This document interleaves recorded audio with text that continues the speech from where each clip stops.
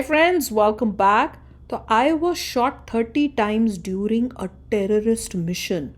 Colonel Shivinder Kanwar, इनका हमने 3 videos देखी हैं, पूरी भी देखेंगे पर ये भी सुनते हैं. ये बड़ा इंटरेस्टिंग लग रहा है. जैसे आप लोगों ने ये भेजा रिक्वेस्ट, तो मैंने कहा यार ये तो देखना है मुझे. तो उसके बाद फिर कोशिश करेंगे कि पॉडकास्ट को भी पूरा इनका सुने क्योंकि बहुत ही इंटरेस्टिंग है.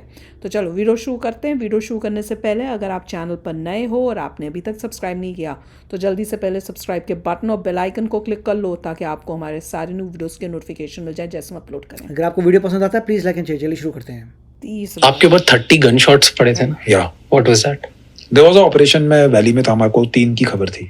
We were working on those guys for 3 months 3-4 months and 3 militant की एक दिन दोपहर के शाम को 4-4:30 बजे को खबर आई थी कि जिसमें वी हैव सम गाइज जो कि दे वर हाइडिंग. तो हमको खबर मिल गई उसके घर में ही. There was a source which we had developed जिसने वो खबर दी थी. तो हम उधर गए और then we carried out the operation to carry out deception. हमने छुट्टी पार्टी में बंदे निकाले बिकॉज अगर मैं ज्यादा बड़ी पार्टी निकालता तो उसको पता लग जाता. तो हमने 12 लोग निकाले. हमने ऐसे दिखाया कि हम लोग छुट्टी पे जा रहे हैं पिट्ठू पहनकर. We are not come for operation. 4 बंदे हमने उसमें से आगे निकाल दिया और 6 का हमने कॉर्डन लगा दिया. And it was a pin point information. हमें मालूम था कि वो अंदर ही है बिकॉज कंफर्म्ड था. 3 लोग. हाँ 3 लोग की खबर थी लेकिन उस दिन 2 थे. 2 कंफर्म्ड थे. उस दिन 2 की खबर थी. हम ट्रैक 3 को कर रहे थे. 1 नहीं था उस दिन. ओके. सो 2 थे एंड हमने वो किया. और द मिलिटेंट की जो अपनी रिलेटिव थी उसी ने खबर दी थी. We had developed her over past 3-4 months. And develop मतलब कैसे किया? यानी कि सोर्स उसको डेवलप किया था हमने. कैसे डेवलप करते हैं? लोकल टीए पैसे देते हो, क्या करते हो? कुछ करते पैसे दिए थे. And moreover the thing was कि उसके हस्बैंड को these guys had shot because he was an informer. ओह. तो वो मोटिवेशन उसका वो मोटिवेशन था उसका. या सो बट ऐसे इनको पैसे देने पड़ते हैं. पैसे भी देने पड़ते हैं. यू हैव टू पे मनी. इन्फॉर्मर्स को. हाँ यू हैव टू पे मनी. और ये खर्चा करते ही रहते हैं. हाँ खर्चा करना पड़ता है. काफी खर्चा है. यानी यू गिव मनी के बिना नहीं होता. और कितना चार्ज करते हो एक इन्फॉर्मर? लाइक ये से डिपेंड्स. मतलब कितने पैसे लेते हैं? ऐसा कुछ नहीं है कि कोई राउंड अबाउट फिगर है.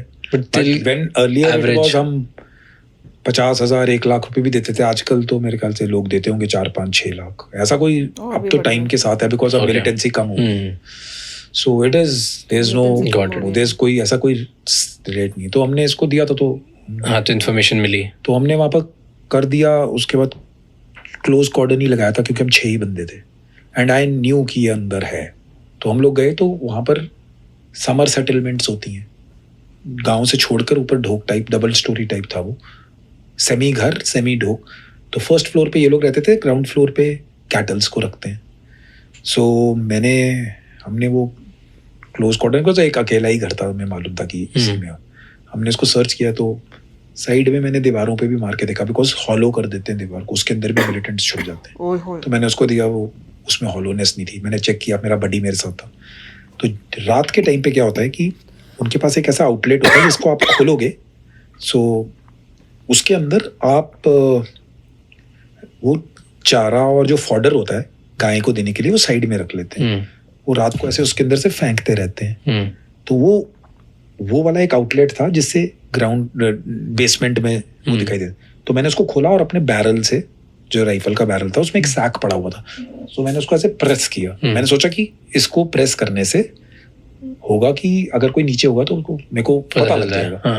But nothing happened. तो मैंने उसको खोल के मैंने कहा इसमें भी नहीं है. पर हमारी जो इंटेलिजेंस थी वो सुपर डुपर यानी कि it was clear spot on थी कि मिस नहीं हो सकता. उस लेडी ने झूठ नहीं बोल रहा था. उसने हमको बता दिया था कि अब भी ये है. हाँ.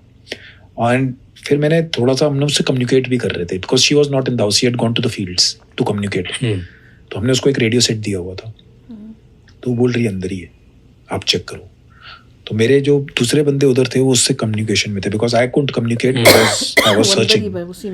तो जब मैंने उसको सर्च किया और मैंने वो करके मैं पीछे मुड़ा तो मेरे पीछे खिड़की थी.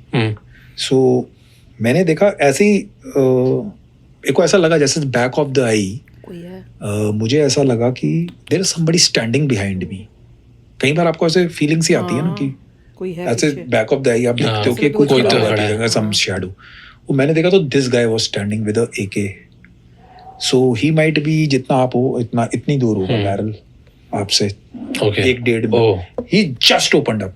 मेरा जो एंगल था तो मेरा पीठ थी उसकी तरफ हाफ, तो मेरा जो स्लिंग था वेपन का, तो मैंने यहाँ से ही उसको मारने की कोशिश की, वो लगना नहीं था। मैंने सेफ्टी कैच तो डाउन किया होता, तो मैंने यहाँ से फायर किया, उसने यहाँ से फायर किया, और इसने इधर से फायर किया। पता नहीं वो गोलियां कैसे बच गई। He emptied the whole magazine, my god. The 30 rounds. So वो मे बी बिकॉज AK में क्या होता है कि 2 o'clock की डायरेक्शन में वेपन गोली जाती, तो मैंने यहाँ से जंप किया एंड देन मेरे इधर जो विंडो थी उस पर मैंने जंप किया, मैंने उससे जंप कर दिया। मेरे बड्डी को मैंने खींचा, वो सेकंड विंडो थी, वो उसने उससे जंप किया। वी वो बोथ इनसाइड, बाकी सब बाहर थे। जब हम नीचे गिरे there was 10 feet fall, I fell down. तो जहाँ पर वरांडा था आगे घर का, तो फिर ऐसे करके नीचे स्लोप बन रहा था।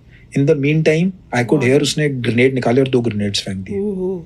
So that grenades landed. It hit me over here. There are still splinters inside. तो मेरे इधर ग्रेनेड लग गया और मैं उधर ही बैठ गया. But I started engaging him back. The other guy came, जो दूसरा मिलिटेंट, 2 मिलिटेंट्स थे, एक दूसरा भी उसी के नीचे से निकल के बाहर आके में, तो मेरे बडी को भी ग्रेनेड लग गए थे। हमने एंगेज किया उसको, हमने उधर ही वो उसी दीवार पे उस खिड़की पे ऐसे करके गिर गया। तो 1 died, but the other guy was inside. My buddy was profusely bleeding. उसको बहुत खून निकला। हमने इतनी देर में reinforcement बना दी, मैंने भागने, फिर मैंने उसको engage करके रखा। He threw 1 more grenade, पर मैं डिफाइल में आ गया तो ग्रेनेड मेरे को उस पर कोई इम्पैक्ट नहीं हो रहा था। So I was safe. But I continued to engage him. मैंने एक सिंगल शॉट मारना शुरू किया, उसको बाहर नहीं निकलने दिया। दूसरा वाला तो ओवरहैंग पे ऐसे एक आधा खिड़की के अंदर और आधा वो तो उधर ही था। So I knew कि he was gone. To confirm, we always hit a headshot. I shot him from the head. उसके हाथ सिर पे 2-3 गोलियां मारी, उसका हेड ऐसे आगे था तो इधर। तो I knew he is gone. The distance might be around 15-20 meters. इतनी देर में reinforcement आ गई, मैंने उसको रोक के रखा and my buddy was evacuated because he was injured badly. I couldn't because मेरे वो splinters रहे ग्रेनेड में, मैंने बोला मैं मैनेज करूँगा। तो पूरी रात, it was November, मतलब और हायर रीचेस पे बर्फ पड़ गई थी। We were at around 8-9,000 feet village में। तो वो अंदर जलता रहा, वो स्प्लिंटर्स बर्न करते हैं। तो पूरी रात जैसे आप टैटू बनाओगे तो there is lot of needles pricking you. तो वो ऐसे चुभती रही। मैं मरा फिर पूरी रात। मैंने मिट्टी लगाई उस पर थोड़ी, वहीं पे बैठे। हाँ, वो उसी पे रहा। उसने फिर उसको गाय को निकाला।